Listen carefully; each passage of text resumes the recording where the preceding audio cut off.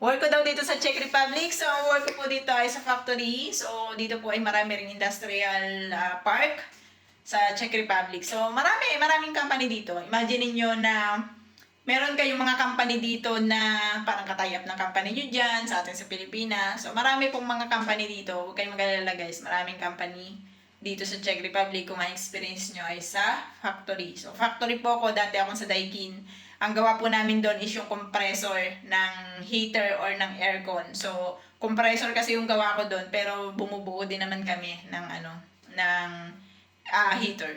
So, after 6 months, nag-apply ako sa iba. Dahil nga medyo kinukulang ako pagdating sa tsaka nagkaroon ako ng problem dun sa health kasi. And then yun, napunta naman ako dito sa automotive. So, ang gawa naman namin dito ngayon is yung sa salamin ng sasakyan. So, lahat po ng klase automotive kasi siya. So, lahat ng klase ng sasakyan is kami po yung nagpo-provide ng salamin. So, possible na kami yung supplier ng ibang mga company dito. Yang mga Volkswagen, Volvo, yan, mga Tesla. So, kami po ay provider ng mga salamin nila dito sa Czech Republic or sa ibang part ng ng ibang bansa din. So, yun. Yun po yung trabaho namin dito. Kung kayo ay factory worker, marami kayong ma-apply na factory dito. Yun nga lang, huwag kayong mag-expect guys na madali ang trabaho. Mahirap po ang trabaho. Kasi more on output din sila. Pero syempre, depende naman yun sa mapupuntahan yung department. So, kung tatanungin nyo naman ako sa paano ba yung setup, kasi sa atin sa factory, 12 to 12. 12 hours pala. 12 to 12. 12 hours ang pasok. Dito po sa amin is merong 8 hours, meron din 12 hours. Pero pag nag 12 hours ka, marami kang parang rest day. Kasi kahit 12 hours ka, hindi siya OT eh. So, maiintindihan nyo yun, may long and short week. Din dito eh, parang long and short week. Maiintindihan nyo yung pagpunta nyo dito. So, parang total nun is parang nasa 15 days lang ang may papasok nyo sa isang buwan. And then, yung 8 hours naman, Monday to Friday, papasok kayo. Tapos, Saturday, Sunday, matik, wala kayong pasok nun. So, ganun yung setup dito ng mga factory. So, ganun yung mga schedule. May ilan-ilan dito na inaabot daw sila ng 14 hours, 15 hours sa pagtatrabaho dahil overtime daw. Pero hindi siya common. So, hindi siya yung tipong average talaga na gano'n yung setup. So, ang setup talaga is 8 hours or yung 12 hours na long and short week na binabanggit ko kanina. So, gano'n. Pagdating naman sa salary namin dito, syempre, as factory, para din dyan sa atin sa Pilipinas, iba-iba din siya. Hindi ibig sabihin na same tayo yung factory, same tayo ng sahod. May sumasahod ng 70, 80, 90, 100 sa peso. So, depende yun sa magiging sahod nyo. Pero guys, yung sinabi ko na yun, basic yun ha. Hindi ko sinabi na pag sumahod ka na, nagsabi ako ng ganun, wala ng kaltasyon. Ang sinasabi ko lang, parang binibigyan ko lang kayo ng konting idea. Kasi, syempre pagdating nyo dito, sarili nyo yung bahay. Kung ang inyong employer ay hindi natulong ng pagbabayad ng bahay, sarili nyo talaga yung bahay. Kung sumahod ka ng 100,000 sa peso, tapos magbabayad ka ng bahay na worth, sabihin natin 20,000 sa peso, so 80,000 na lang matira sa'yo, tapos kakain ka, tapos mag-commute ka, parang Pinas talaga siya. Magko-commute ka, sasakay ka sa bus, wala nga lang jeep dito. So, puro bus or tram, ganon. Or taxi, kung kayo mayaman-yaman, pwede rin naman kayo bumili ng sasakyan kung gusto nyo. So, it's up to you. So, konti lang, binibigyan ko lang kayo ng konting idea, no? Tapos, pagdating naman sa data, sa mga wifi, may wifi sa bahay. At pwede rin naman kayo mag-provide ng sarili nyong wifi kung gusto nyo na may wifi din kayo habang nagtatravel kayo, habang nasa trabaho kayo, kasi sa trabaho walang wifi eh. So, pwede rin kayo mag-wifi doon. Yun, di ba? Oh, maganda yun. Okay yun, guys. And then, depende sa magiging provider nyo ng inyong wifi. Kung gusto nyo mag-data, okay lang. So, akin kasi is 100 GB, 350 crowns. Siguro mga nasa 800 pesos yun. So, 100 GB sapat naman sa akin. Meron kasing iba dito na 500, 700. Tapos, yun, unlimited naman sila. Eh, sa akin sapat na kasi pagdating dito sa bahay, naka-wifi naman ako, kaya okay lang. So, ano pa ba? Yun lang, yun yung mga basta kung ano yung na-encounter nyo dyan sa Pilipinas, kung kayo ay nag-factory, yun din po yung ma-encounter nyo dito sa Czech Republic, pag nag-factory kayo.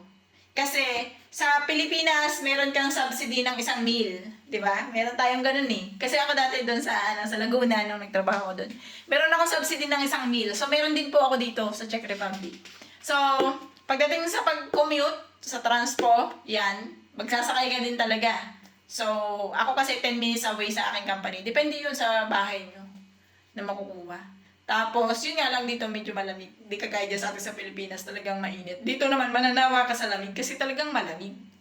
Lalo na pag nagpatak na yan ng November. Yan, kalaghatian ng November hanggang February. Yan, kasagsagan ng lamig. Super. Tapos, after nun, syempre, ang sahod namin dito, hindi kinsenas katapusan. So, monthly ang sahod namin dito sa Czech Republic. So, pag nagpadala ka sa inyo, kung gusto ng parents mo is kinsenas katapusan, so atayin mo yung padala mo. Kasi, every month ang padala dito, ang aming sahod. Tapos, gagamit ka rin dito ng iba para sa currency. Siyempre, hindi naman pwede yung ating bangko dyan sa atin sa Pilipinas. So, meron ka dapat bangko dito, tapos yung bangko mo dito, papadaan mo sa Wise, and then dun sa Wise, ididiretso mo dun sa bangko mo sa Pilipinas. Pwede Gcash, walang problema. Dalhin nyo guys yung mga SIM card nyo, okay lang yun. Dalhin nyo siya kasi magagamit nyo siya sa mga OTP, merong message sa inyo na mahalaga, yun. Pwede nyo siya magamit yung SIM card. Kasi ako nagagamit ko siya eh. Pero nagagamit ko siya pang receive ng message. Tapos, every 3 months, niloloadan ko siya. Minsan 15 basta regular or minsan 30 para lang hindi siya ma-delete ba yung aking SIM card. So ganun. Tapos ano pa ba? Wala na, ganun lang. Bahay, trabaho. Kung gusto niyo gumala, pwede naman kayo gumala. Medyo mahal kasi yung yung pamasahe kaya hindi ako nagagagala. Kasi makikita niyo sa mga vlogs ko hindi ako masyadong lumalabas kasi bukod sa takot ako sa lamig. Isa yan sa reason, takot ako sa lamig. Ang pangalawa kasi mahal ang pamasahe. So, kung magbablog lang ako, gusto ko lang mag-prank, tapos magbablog lang ako, alam mo yun, mamamasahe ka, tapos magbablog ka lang naman, so sapahin ka na lang mag-vlog. Kasi, ang mga nanonood naman sa'yo, hindi naman kailangan na fancy yung nasa background mo. Ganun. So, ako, nagbablog ako sa bahay kasi, ang nasa isip ko kasi, kung ano yung sinasabi ko, yun yung pinapanood nyo. Hindi kung ano yung itsura ko habang nagbablog ako. Wala kang kayos-ayos. Hindi nga ako nag-ayos pag ako nagbablog kasi ang inaano ko naman is yung makapagbahagi ako sa inyo ng mga alam ko. Kasi nga 'di ba, wala rin akong alam dito dati sa Czech Republic. Wala talaga akong alam, as in. Kumbaga, hindi ko nga alam ang Czech Republic na bansa. Alam ko lang na naririnig ko na bansa siya, pero hindi ko alam na sa part siya ng Europe. Tapos naghahanap ako noon ng mga vlogger, wala talagang makita. Kaya, medyo makapal mukha ko. Kasi dati, nag-vlog naman ako sa Japan. Kaso nga lang, hindi kasi ako magpapakita doon ng mukha.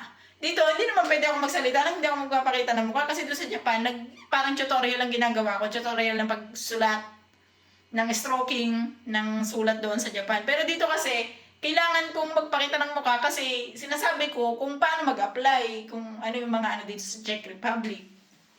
'Di ba? So, yun lang. I do hope na makapunta kayo dito. So, yun. Hello, madam, sa'yo na nagtanong. Kung anong work ko, yan, nasagot ko na. Dami ko pang andal-dal eh. Bukod dun sa tanong mo. Diba?